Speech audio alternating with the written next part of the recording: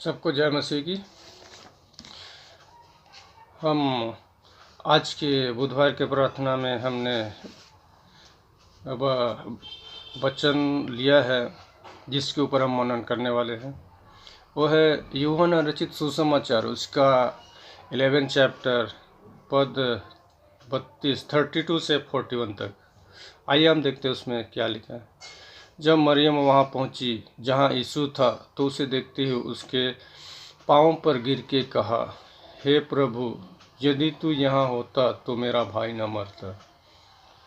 जब यीशु ने उसको और उन यहूदियों को जो उसके साथ आए थे रोते हुए देखा तो आत्मा में बहुत ही उदास हुआ और घबरा कर कहा, तुमने उसे कहाँ रखा? उन्होंने उससे कहा, हे प्रभु, चलकर देख ले। यीशु के आंसू बहने लगे। तब यहूदी कहने लगे, देखो वह उससे कैसी प्रीति रखता था।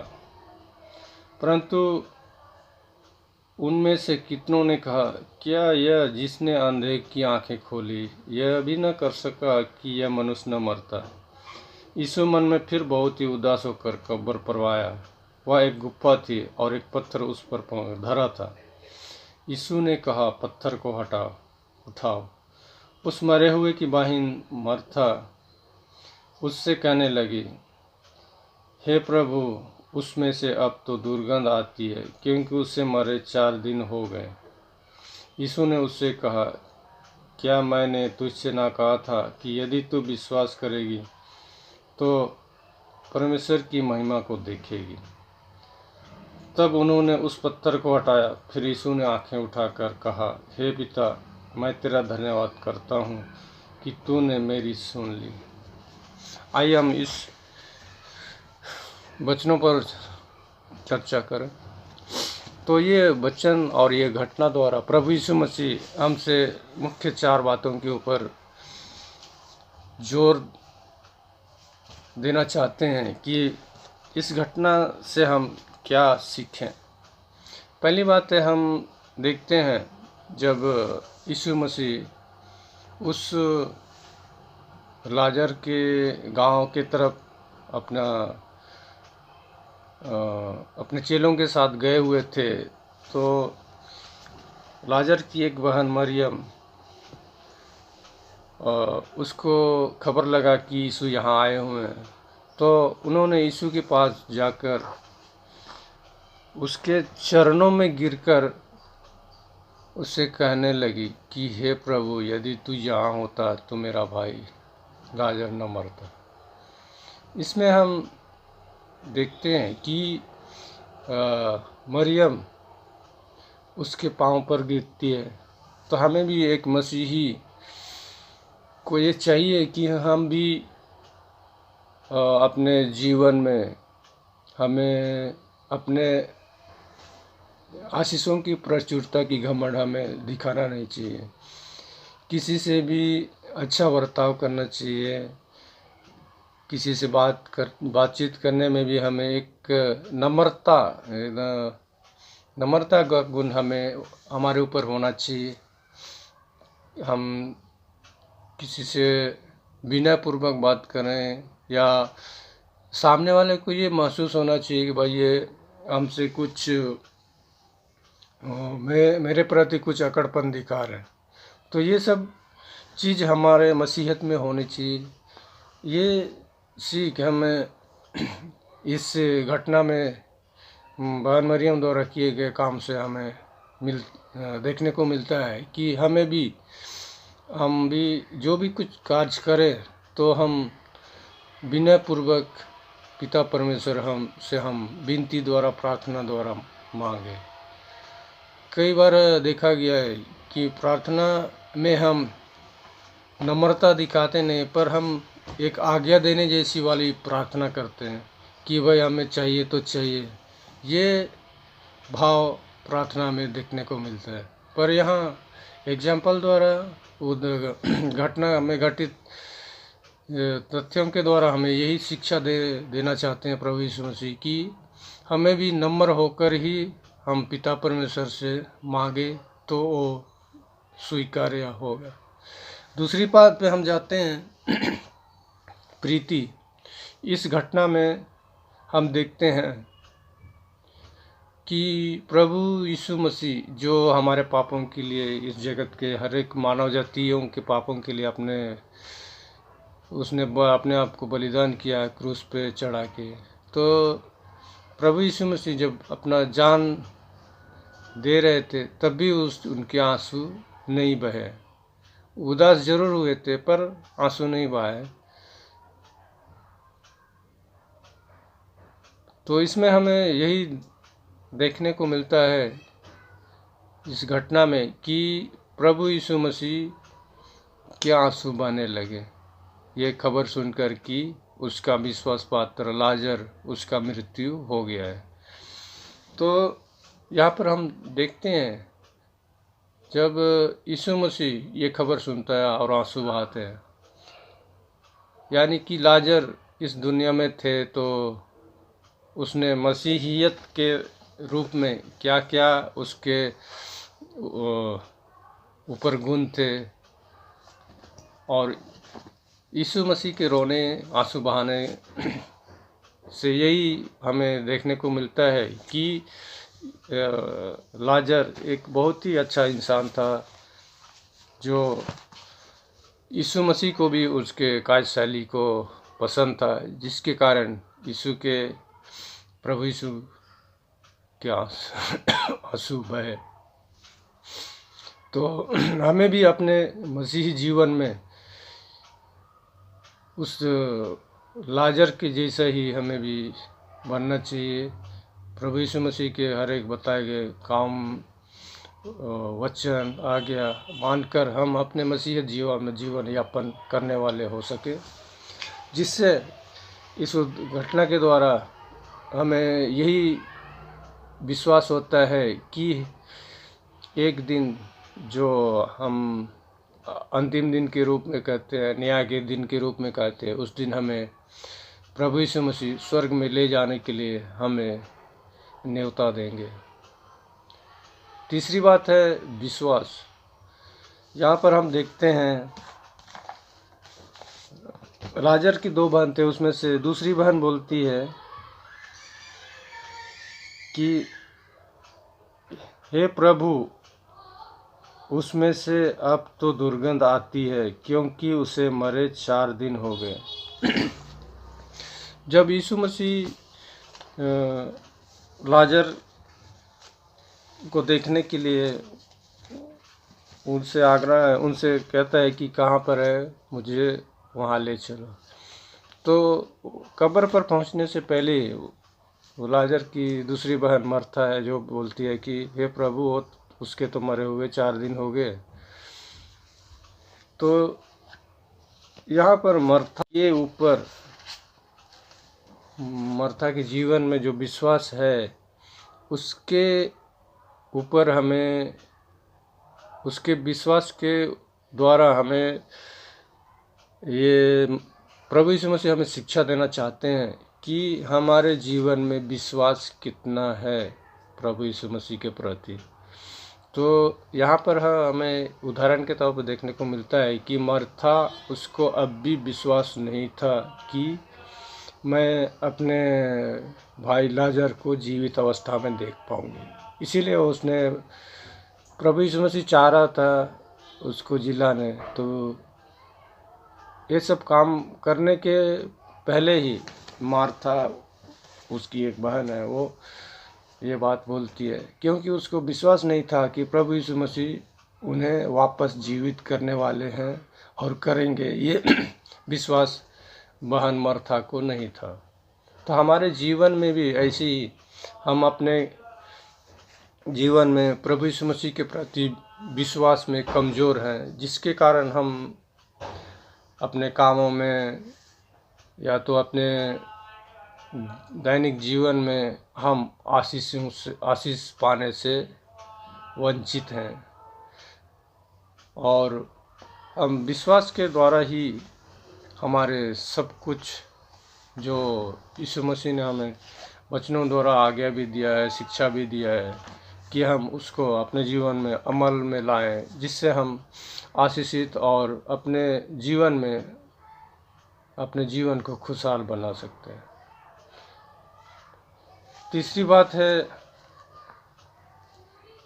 धन्यवाद। चौथी बात है धन्यवाद। पिता परमेश्वर जब भाई लाजर को जीवित करने के पहले पिता परमेश्वर से विनती करते हैं, यीशु ने, यहाँ पर हम देखते हैं यूहन्ना उसका 41 पद, यीशु ने आंखें उठाकर कहा, हे पिता, मैं तेरा धन्यवाद करता हूँ कि तूने मेरी सुन ली है। पिता परमेश्वर भी प्रभु परमेश्वर यीशु मसीह भी जब लाजर को जिंदा करने जाने से पहले हमारे स्वर्गीय पिता को से विश्वास के साथ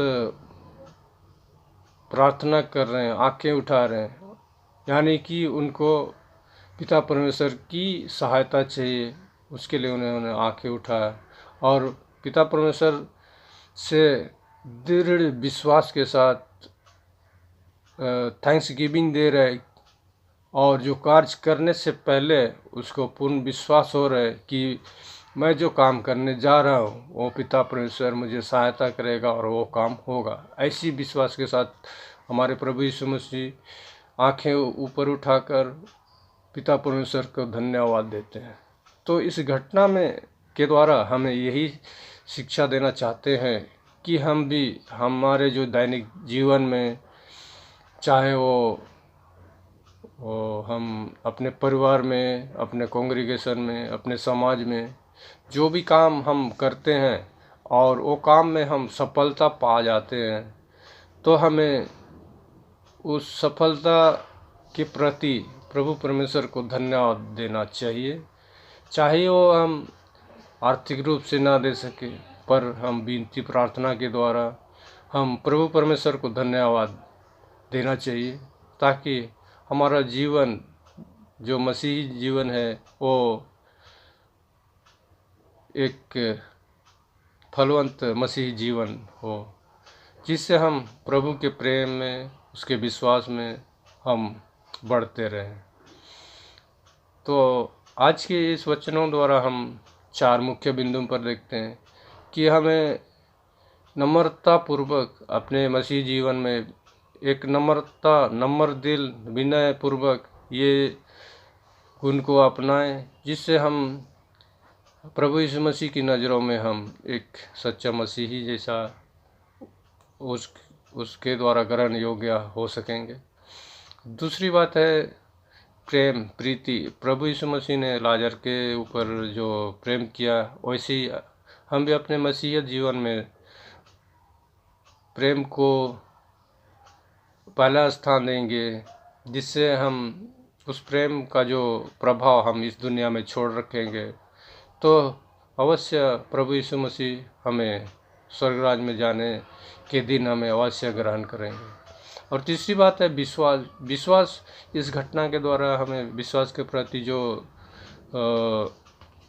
देखने को मिला, तो हमें भी अपने जीवन में विश्वास को अमल में रखना है, जिससे हमारे सारे काम जो हम करते हैं प्रभु यीशु मसीह की सामर्थ द्वारा हमारे सारे काम पूरे होंगे। और चौथी बात है हम धन्यवाद देना।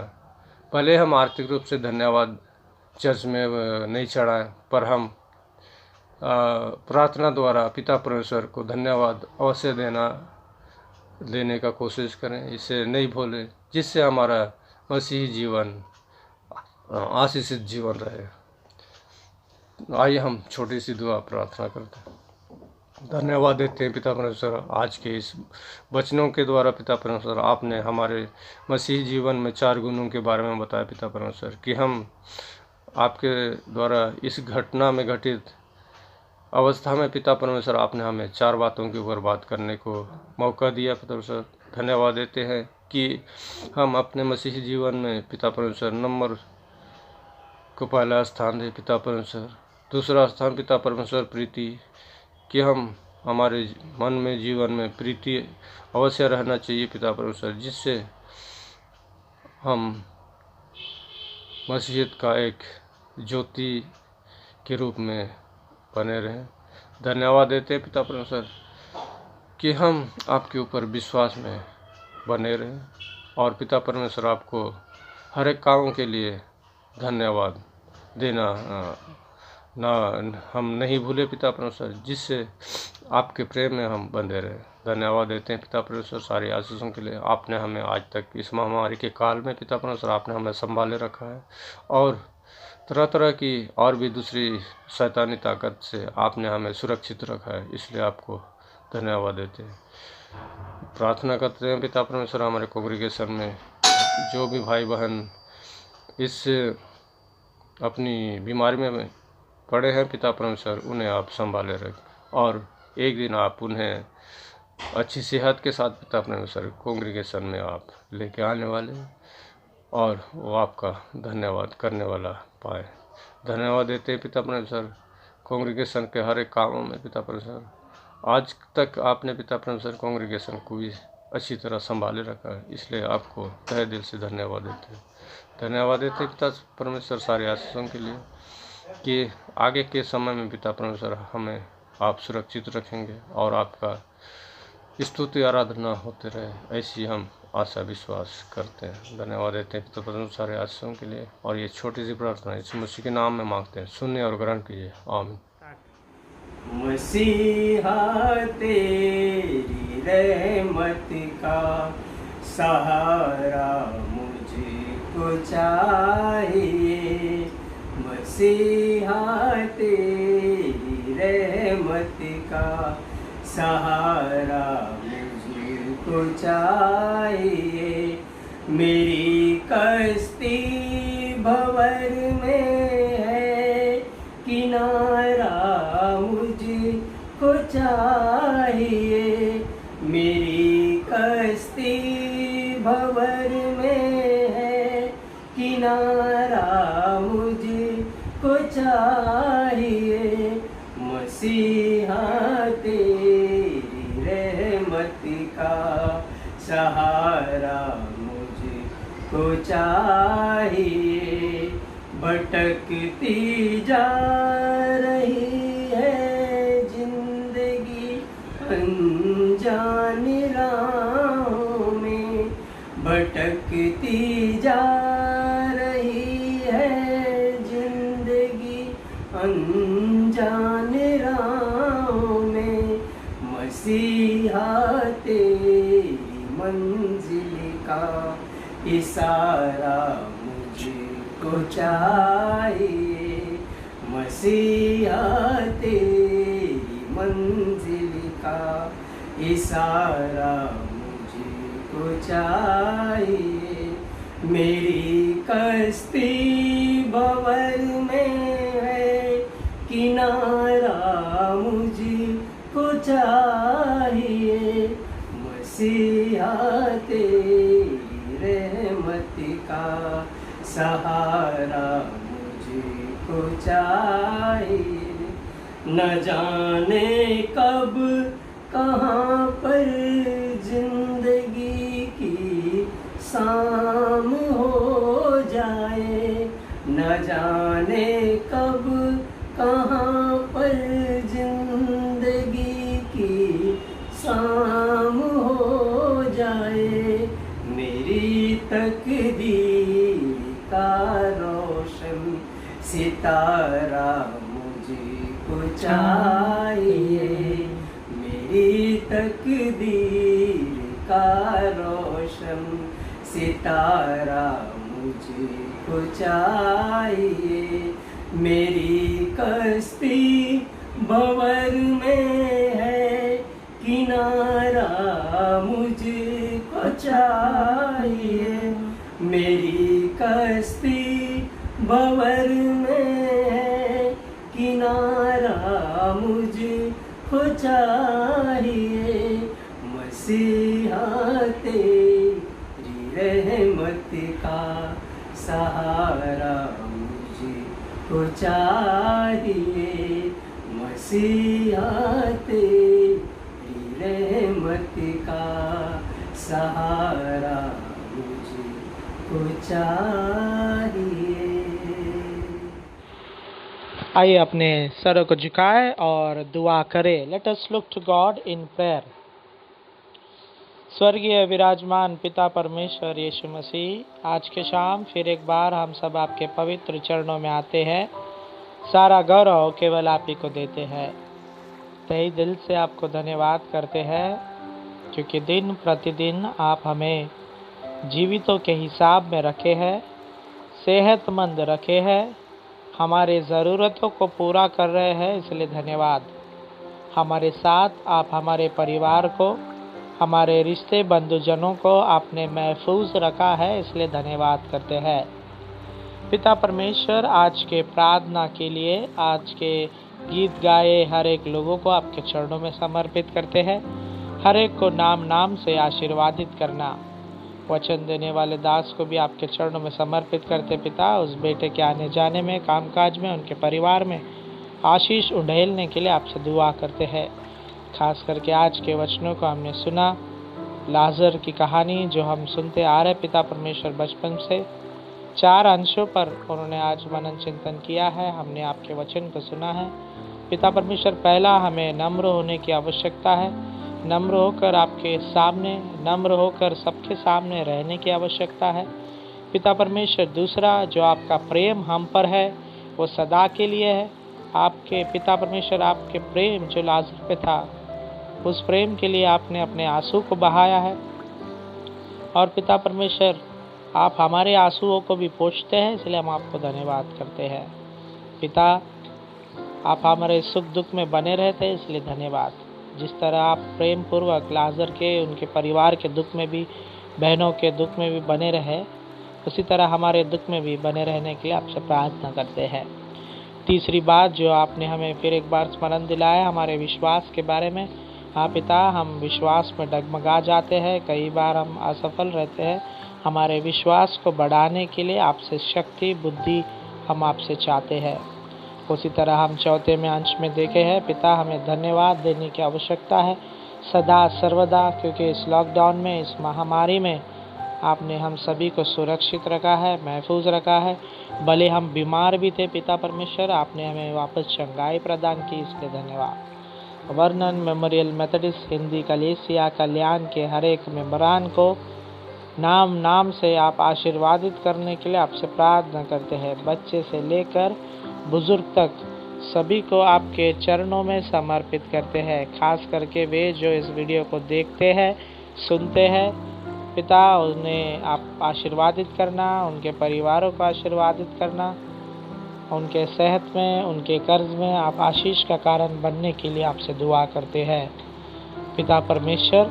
उसी तरह जो न्यूज़ हम सुन रहे हैं कि चर्च खुलने को है, पर पिता परमेश्वर कई सारे रूल्स रेगुलेशंस भी उन्होंने दिया है, जिसमें हम असफल रह पा रहे हैं कि हम गैदरिंग करें या ना करें।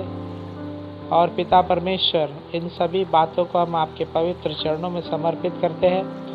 जो हमारे बिशप्स, डीएस बैठेंगे इस बात पर चर्चा करने, आप पिता परमेश्वर हमें राह बताने के लिए, आप हमारी सहायता करने के लिए आपसे दुआ करते हैं। आने वाले महीने जो बड़े दिन के त्यौहार को जब हम मनाते हैं पिता, आप अपनी इच्छा प्रकट करने के लिए, आपके जो बुद्धि आपने हम सभी को दी है उसके अनुसार हम इस बड़े दिन को खुशी के साथ, आनंद के साथ मनाने वाले हो सके, ऐसा प्रार्थना दुआ हम आपसे करते हैं पिता परमेश्वर। आज के हर एक कामकाज को हम आपके चरणों में समर्पित करते हैं। आज के दिन आपने हमें संभाला है, कल आने वाले सप्ताह, महीने, साल में आप हमारे को संभालने के लिए आपसे दुआ करते हैं। खास करके वे लोग जो चिंतित, परेशान, बीमार, अकेले, कर्ज में हैं, उन्हें हम आपके चरणों में समर्पित करते हैं। उन सभी को आप आशीर्वादित करने के लिए आपसे प्रार्थना करते हैं। जो कोई पिता परमेश्वर फ्यूचर प्लान्स को बना रहे पिता, आप उन्हें आशीर्वादित करना, और पिता परमेश्वर उनके प्लान्स के साथ आपके प्लान्स भी जुड़ जाए, ऐसा दुआ प्रार्थना हम आपसे करते हैं। आज के वचनों के लिए फिर एक बार आपको धन्यवाद देते हुए, कलीसिया के हर एक कामकाज को, हर एक जिम्मेदारियों को जब हर एक लोग निभाते हैं पिता परमेश्वर, वो भेंट देने के द्वारा हो या वीडियो में गाना गाने के द्वारा हो, वचन देने के द्वारा हो, वचन पढ़ने के द्वारा हो, या किसी भी ज़रिए से हो पिता, सभी को आप आशीर्वादित करने के लिए आपसे दुआ करते हैं पिता परमेश्वर। हमारे कलीसिया के बुज़ुर्गों के लिए हम प्रार्थना करते हैं, सीनियर सिटीजन्स के लिए, हर एक के साथ बने रहना, उनको शक्ति देना, बल देना, हड्डियों में जान देना पिता परमेश्वर, अच्छी सेहत उड़ेलने के लिए आपसे दुआ प्रार्थना करते हैं पिता परमेश्वर। हम आपको तहे दिल से धन्यवाद करते हैं। हमारे कलीसिया के हर एक सदस्य को आपके पवित्र चरणों में देते हैं, जो विदेश में रहते हैं, जो यहाँ पर रहते हैं, सभी के परिवारों को आपके पवित्र चरणों में समर्पित करते हुए ये प्रार्थना उद्धारकर्ता यीशु मसीह के नाम से मांगता हूँ, सुन और कबूल कर पिता, आमीन। आइए हम सब मिलकर प्रभु की प्रार्थना को बोले। ऐ हमारे पिता, आप जो स्वर्ग में हैं, आपका नाम पवित्र माना जाए, आपका राज्य आवे, आपकी इच्छा जिसे स्वर्ग में प्रकट होती है उसी तरह इस पृथ्वी पर भी प्रकट हो। हमारे दिन भर की रोटी आज हमें दे, जिस तरह हमने अपने अपराधियों को क्षमा किया है उसी तरह हमारे अपराधों को भी क्षमा कर। हमें परीक्षा में न डाल पर बुराई से बचा, क्योंकि राज, पराक्रम और महिमा सदा आप ही है, आमीन। आइए हम आशीष वचन को ग्रहण करें। अब हमारे आप पिता का अनुग्रह, परमेश्वर का प्रेम और पवित्र आत्मा की सहभागिता हम सबों के साथ, खास करके वे जो दुखित, चिंतित, परेशान हैं, उन सभी परिवारों के साथ सुख भरा, शांति भरा, सेहत भरा, समृद्धि भरा अब से लेकर अब तक बनी रहे, आमीन।